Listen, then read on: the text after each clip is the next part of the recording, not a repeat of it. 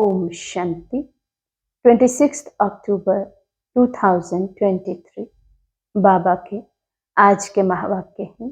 बाबा समझाते, मीठे बच्चे, अभी घोर अंधियारा, भयानक रात पूरी हो रही है। तुम्हें दिन में चलना है। ये ब्रह्मा के बेहद दिन और रात की ही कहानी है।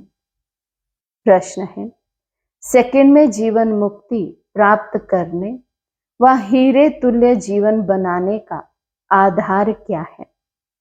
बाबा समझाते, सच्ची गीता जो श्रीमद् भगवानुवाच है। बाप तुम्हें सन्मुख जो डायरेक्शन दे रहे हैं, ये सच्ची गीता है जिससे तुम्हें सेकंड में जीवन मुक्ति पद की प्राप्ति होती है। तुम हीरे तुल्य बनते हो। दूसरा प्रश्न, स्वर्ग के घनेरे सुख किस पुरुषार्थ के आधार से मिलते हैं? बाबा समझाते, रोज की पढ़ाई और योग से स्वर्ग के घनेरे सुख मिल जाएंगे। इसलिए पढ़ाई में कभी थकना नहीं। बाप टीचर बनकर पढ़ा रहे हैं तो तुम अच्छे मार्क्स से पास होने का पुरुषार्थ करो। इसमें आशीर्वाद व कृपा की बात नहीं है। गीत है, रात के राही थक मत जाना। ओम शांति। अभी ये गीत तुम बच्चों ने नहीं बनवाए हैं, ये तो फिल्म वालों ने बैठ बनाए हैं। अर्थ तो कुछ भी समझते नहीं। हर एक बात का यथार्थ अर्थ ना जानने से अनर्थ हो जाता है। गाते हैं, समझते कुछ भी नहीं है। अब तुम बच्चों को श्रीमत मिली हुई है। किसकी? भगवान की। भगवान को ही भगत नहीं जानते तो उन भक्तों की सद्गति कैसे हो सकती है? भक्तों का रक्षक है भगवान। रक्षा मांगते हैं, जरूर कोई दुख है, हमारी रक्षा करो। बहुत गाते हैं, परंतु भगवान कौन है, किससे रक्षा करते हैं, जरा भी नहीं जानते। भगत अथवा बच्चे अपने बाप को ना जानने कारण कितने दुखी हो पड़े हैं। अभी इनका अर्थ तुम बच्चे समझते हो। अभी है घोर अंधियारा, भयानक रात, आधा कल्प की रात है। कोई भी विद्वान, आचार्य, पंडित नहीं जानते कि रात किसको कहा जाता है। यूं तो ये जानवर भी जानते हैं रात सोने की, दिन जागने का होता है। चिड़ियाएं भी रात को सो जाती हैं, सुबह होते ही उड़ने लगती हैं। वे दिन रात तो कॉमन है। ये ब्रह्मा की बेहद की रात और बेहद का दिन है। बेहद का दिन सतयुग त्रेता और रात द्वापर कलयुग, आधा आधा चाहिए। दिन की आयु भी 2500 वर्ष है। इस दिन रात का तो किसी को पता नहीं है। अभी तुम बच्चे जानते हो कि रात पूरी होती है, अर्थात 84 जन्म पूरे होते हैं, अथवा ड्रामा का चक्र पूरा होता है, फिर दिन शुरू होता है। रात को दिन और दिन को रात बनाने वाला कौन है, ये भी कोई नहीं जानते। भगवान को ही नहीं जानते तो ये सब बातें कैसे जान सकते? मनुष्य पूजा करते हैं परंतु समझते नहीं कि ये कौन है जिसकी पूजा करते हैं। बाप बैठ समझाते हैं, पहली पहली मुख्य बात है गीता को खंडन करने की। कहते हैं श्रीमद् भगवद गीता, गीता का पति है भगवान, ना कि कोई मनुष्य। ब्रह्मा विष्णु शंकर को देवता कहा जाता है और सतयुग के मनुष्यों को देवताई गुणों वाला कहा जाता है। दैवी धर्म वाले श्रेष्ठाचार्यों को देवताई गुणों वाले कहते हैं। भारत के मनुष्य श्रेष्ठाचारी थे, वही फिर आसुरी गुण वाले बन पड़े हैं। मुख्य धर्म शास्त्र 4 हैं और कोई धर्म शास्त्र है नहीं। अगर है तो भी बहुत छोटे छोटे मठ स्थापन किए हैं, जैसे सन्यासियों का मठ, बौद्धियों का मठ। बुद्ध ने बौद्धि धर्म स्थापन किया। वे कहेंगे हमारा फलाना धर्म शास्त्र है। अब भारतवासियों का धर्म शास्त्र है एक, सतयुगी देवी देवता धर्म का शास्त्र है एक। उनको श्रीमद् भगवद गीता कहा जाता है। गीता माता, उनका रचयिता है परम पिता परमात्मा।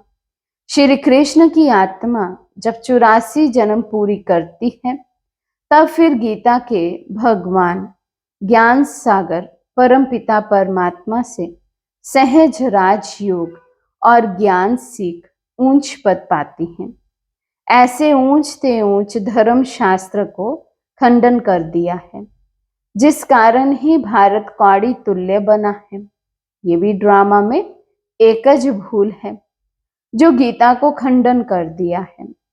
बाप अब जो सच्ची गीता सुना रहे हैं, वे निकलनी चाहिए। सच्ची गीता गवर्नमेंट को छपाना चाहिए। ये है श्रीमद् भगवान उवाच। बच्चों प्रति बाप डायरेक्शन देते हैं। अच्छी रीति लिखना चाहिए शॉर्ट में। तुम जानते हो, सच्ची गीता से सेकंड में जीवन मुक्ति मिल जाती है। बाप का बन बाप से वर्षा लेना है। बीज, झाड़ और ड्रामा के चक्र को समझाना है।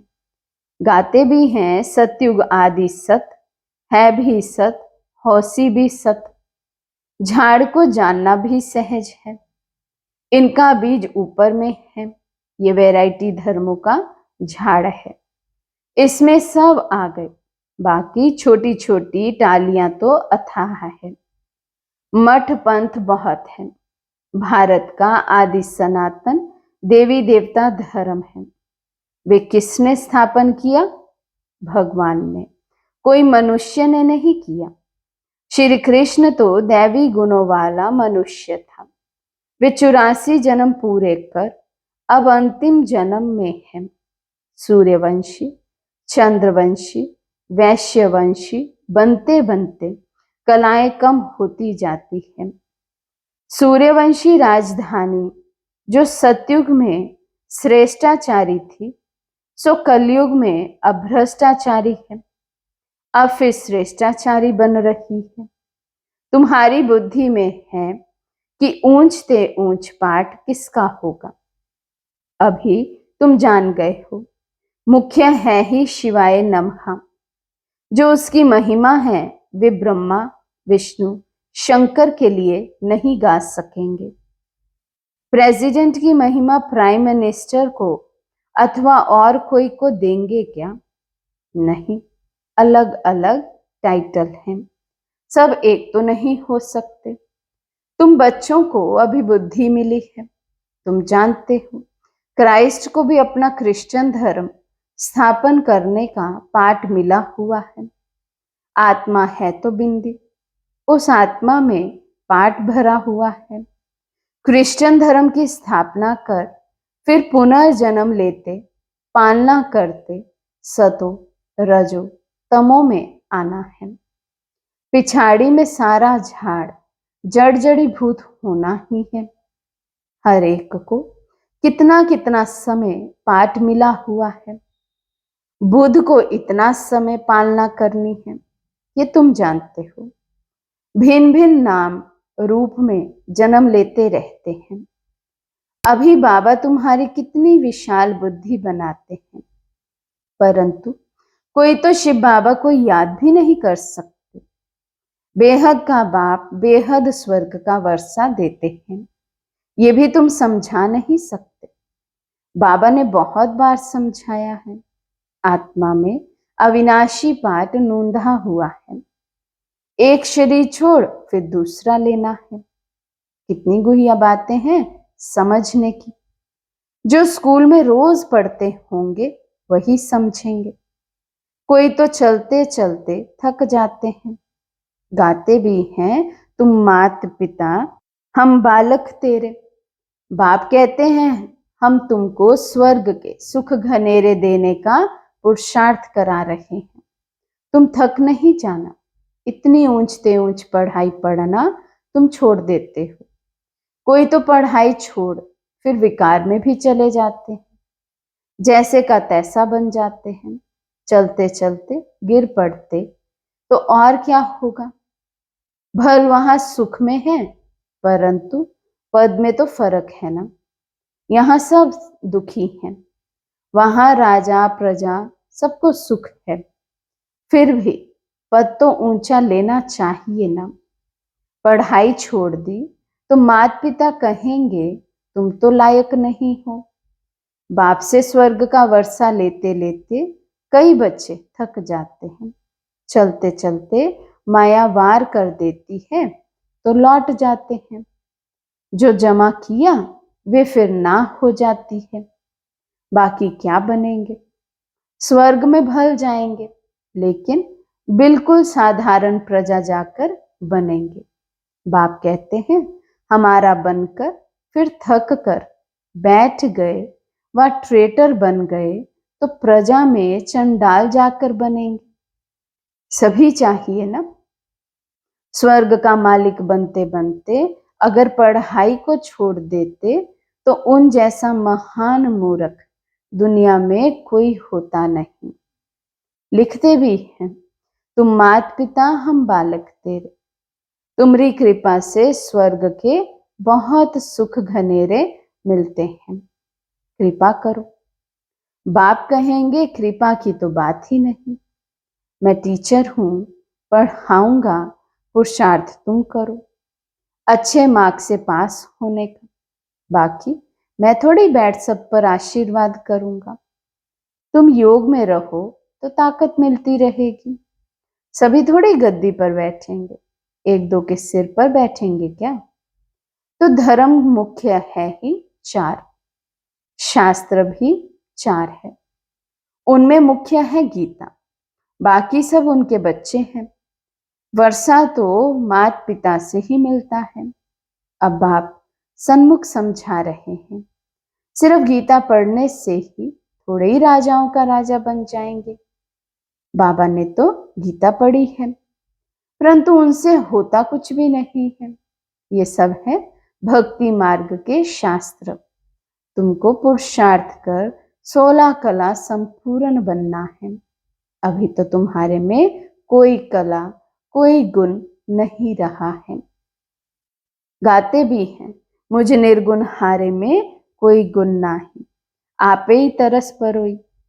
हमको फिर 16 कला संपूर्ण बनाओ, जो हम थे फिर बनाओ। अब तुम जानते हो बाप सन्मुख आकर समझा रहे हैं। एक निर्गुण संस्था भी बना दी है। निर्गुण निराकार का अर्थ भी नहीं जानते हैं। शिव का तो आकार भी है, जिसका नाम है तो जरूर चीज भी है ना। आत्मा इतनी सूक्ष्म है, उनका भी नाम है ब्रह्म महतत्व। जहां आत्माएं निवास करती हैं वे भी नाम है ना। नाम रूप से न्यारी तो कोई चीज होती नहीं। भगवान को कहते नाम रूप से न्यारा, फिर उनको सर्वव्यापी कह देते हैं। ये कितनी बड़ी भूल है।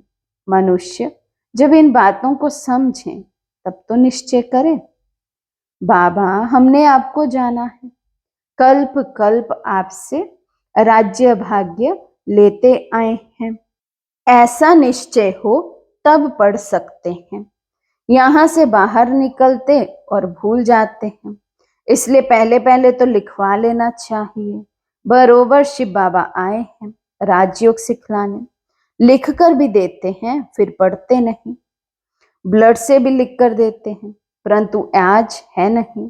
माया कितनी तीखी है। बाप कितना बैठ समझाते हैं। तुम्हारी विहंग मार्ग की सर्विस तब होगी जब ऐसे ऐसे पत्र लिखेंगे। तुम्हारी शक्ति सेना में भी नंबरवार है। कोई चीफ कमांडर है, कोई कैप्टन है, कोई मेजर्स हैं, कोई सिपाहियों के साथ बोझा उठाने वाले भी हैं। सारी सेना है। बाबा तो पुरुषार्थ कराएंगे ना। हर एक के पुरुषार्थ करने से समझ में आता है ये राजा रानी बनेंगे व अच्छी साहूकार प्रजा में जाएंगे, ये साधारण प्रजा में जाएंगे, ये दास दासी बनेंगे। ये तो बिल्कुल सहज है समझने का। तो पहली मुख्य बात को उठाना है। बाबा कितनी ललकार करते हैं महारथियों को, तो विहंग मार्ग की सेवा के लिए विचार चलने चाहिए। अच्छा, मीठे मीठे सिखिलदे बच्चों प्रति माता पिता बाप दादा का याद प्यार और गुड मॉर्निंग। रूहानी बाप की रूहानी बच्चों को नमस्ते। हम रूहानी बच्चों की रूहानी बाप दादा को दिल व जान सिक व प्रेम से नमस्ते नमस्ते नमस्ते जी। धारणा के लिए मुख्य सार। फर्स्ट पॉइंट, पढ़ाई में थकना नहीं है। ऊंच से ऊंच पढ़ाई रोज पढ़नी और पढ़ानी है। सेकंड पॉइंट, विहंग मार्ग की सर्विस करने की युक्तियां निकालनी है। योग में रहे बाप से ताकत लेनी है, कृपा आशीर्वाद मांगनी नहीं है। आज का वरदान है, वरदानों की दिव्य पालना द्वारा सहज और श्रेष्ठ जीवन का अनुभव करने वाले सदा खुश नसीब भव। वरदानों की दिव्य पालना द्वारा सहज और श्रेष्ठ जीवन का अनुभव करने वाले सदा खुश नसीब भव। बाप दादा संगम युग पर सभी बच्चों की 3 संबंधों से पालना करते हैं। बाप के संबंध से वर्षे की स्मृति द्वारा पालना, शिक्षक के संबंध से पढ़ाई की पालना और सतगुरु के संबंध से वरदानों के अनुभूति की पालना एक ही समय पर सबको मिल रही है। इसी दिव्य पालना द्वारा सहज और श्रेष्ठ जीवन का अनुभव करते रहो। मेहनत और मुश्किल शब्द भी समाप्त हो जाएं, तब कहेंगे खुश नसीब भव। स्लोगन है, बाप के साथ साथ सर्व आत्माओं के स्नेही बनना ही सच्ची सद्भावना है। बाप के साथ साथ सर्व आत्माओं के स्नेही बनना ही सच्ची सद्भावना है। अच्छा, ओम शांति।